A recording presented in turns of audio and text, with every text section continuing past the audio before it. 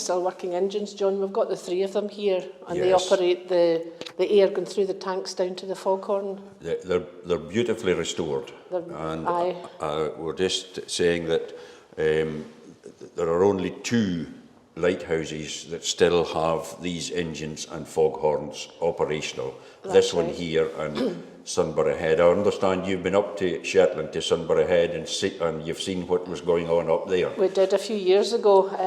We're proud of this one. It's the only working foghorn in mainland Scotland. Yes. Then, of course, Sunbury's in Shetland. Aye. No, it's great, and I remember the day, Maureen, you as chairperson of the trust. I remember you organised a special day when the foghorn was officially put on. Tell me a wee bit about that. That was Easter 2018. Right. It seems a long time ago now. It was Stevie Burns, a local engineer, who'd retired, and he volunteered to come up and restore these engines. So we're very grateful to him for doing that. And it's such a visitor attraction to hear that foghorn going again. It's tremendous, it really is. There are certain times a year when it doesn't go. We don't blast it when the birds are down nesting in the cliff. It would disturb them. Mind you, they used to blast it for days and an end at times, and the birds just, they rise up and they fall down again. But so obviously, because the RSPB have an interest here, you have to work closely with them. But I understand, that you work well. There's good cooperation. It's a good partnership. Aye. And tell me a bit about, this. I would reckon that this will be the most visited lighthouse anywhere. Can you give us a wee background of what happens with that?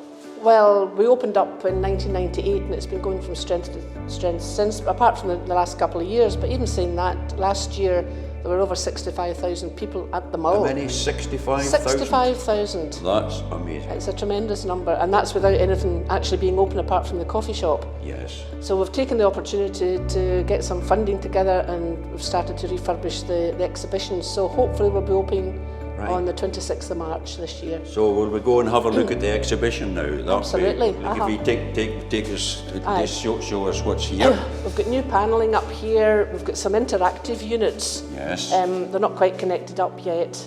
We've got a lovely wee 3D foghorn. Goodness. And then we've got another panel up here that explains how the foghorn actually works. Oh, that's really important, because so many people, they want to understand exactly how it works. What happens in here and then how it goes down there. I've been asked how it works, and I could never really answer the question, so that's great. A new addition. This is a wee bit new to your exhibition. So I'm going to press the button and see what happens.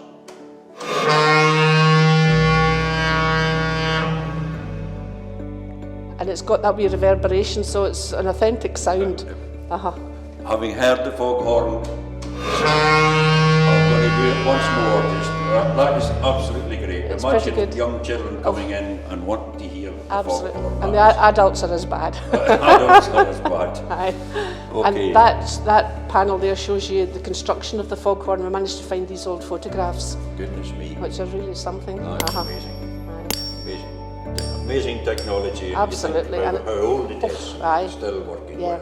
Absolutely. And just for the record, these are Kelvin diesel marine engines. Yes. And I think the engineer, the retired engineer, I believe he was able to get the drawings of these engines from the original Kelvin company, which is amazing. Aye. And he managed to get spare parts. And he made spare parts at times. Right.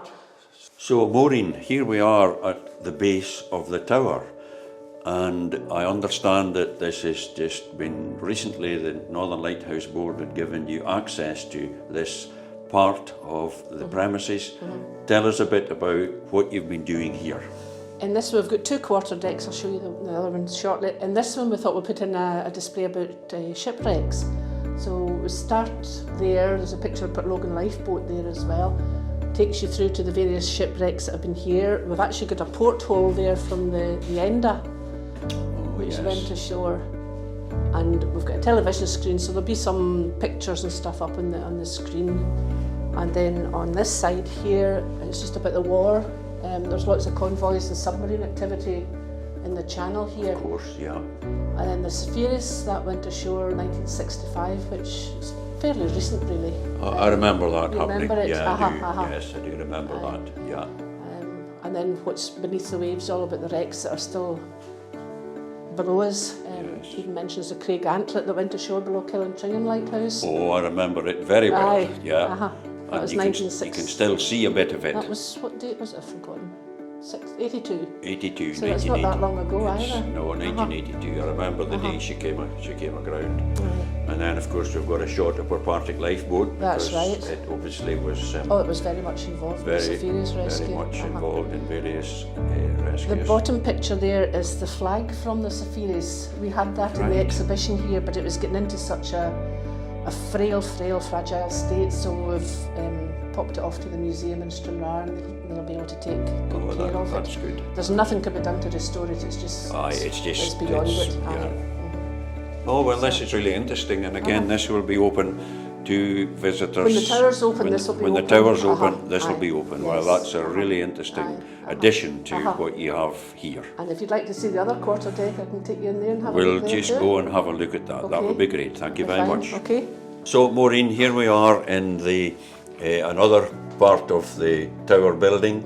It's just been recently brought into part of the exhibition here. I'm really fascinated by what I'm looking at here. Tell us what this is.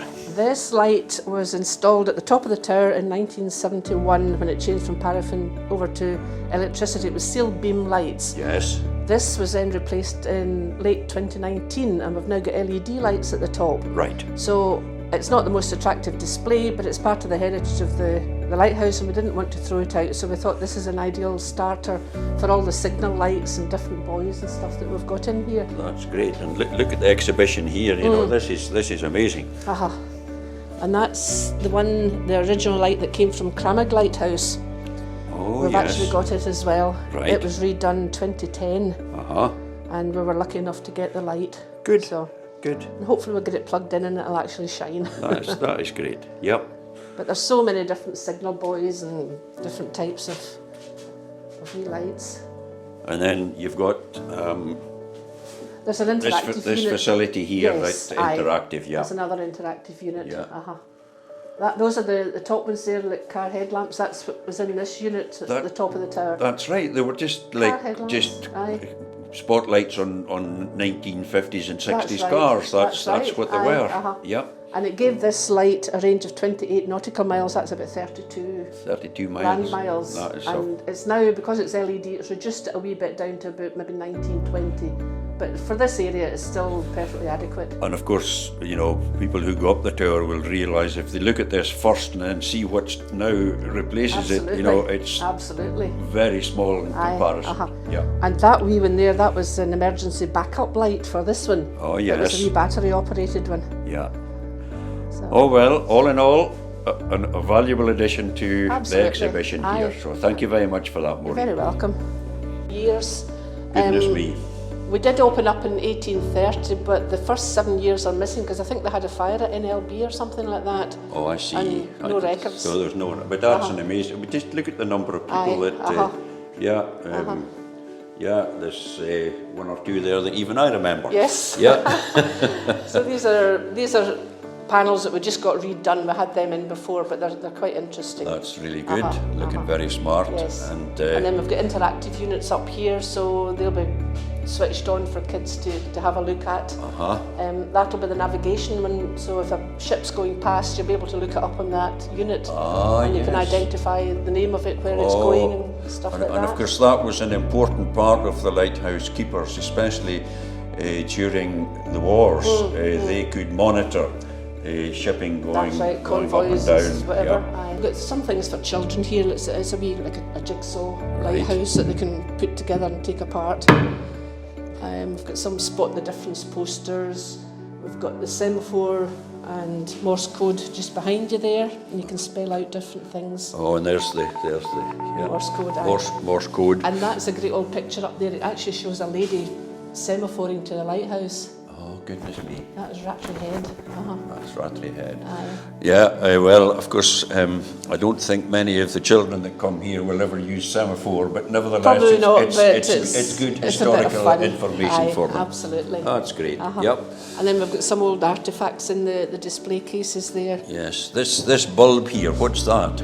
That was it's called a Liverpool lamp. Right, It was an emergency for navigation purposes. right. So, and that's an old blind that used to be up in the tower in the lantern room. Oh, They used yes. to pull blinds down so the sun's rays wouldn't set fire to the paraffin lamp. Goodness me. I know.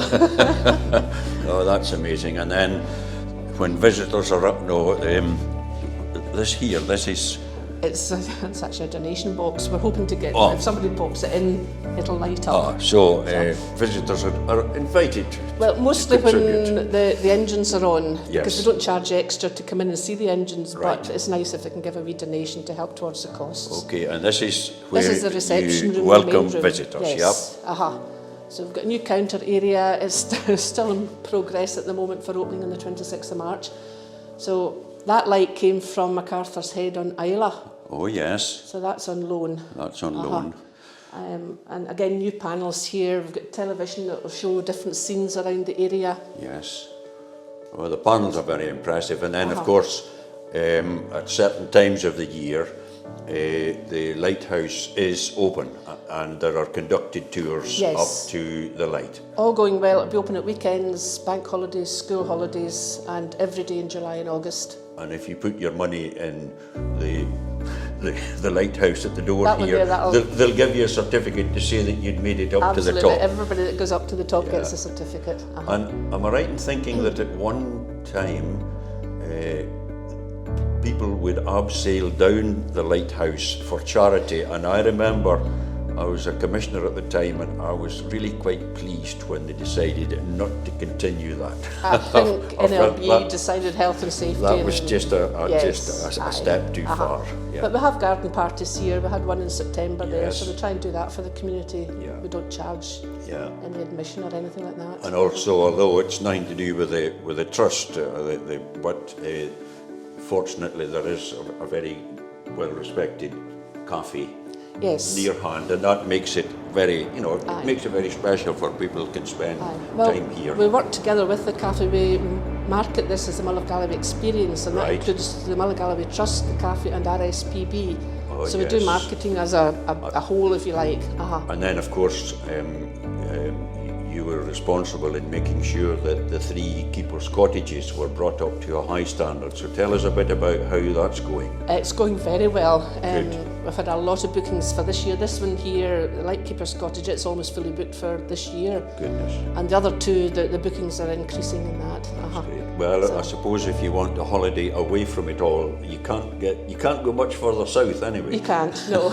And on a nice day, you get the views. You get the Isle of Man, Lake Oh, District, the mountains of Mourne, and right up to north of Belfast Lough. So Yeah. what's not to like? Good. So anything else we should know about?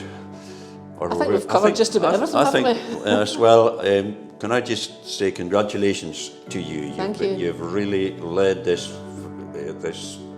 enterprise with great skill. Thank you. And you're still smiling despite all the work you've had Oh, to aye, do. yes. Oh, it's been worth it. So thank you very much, Maureen. You're welcome, John. Thank you.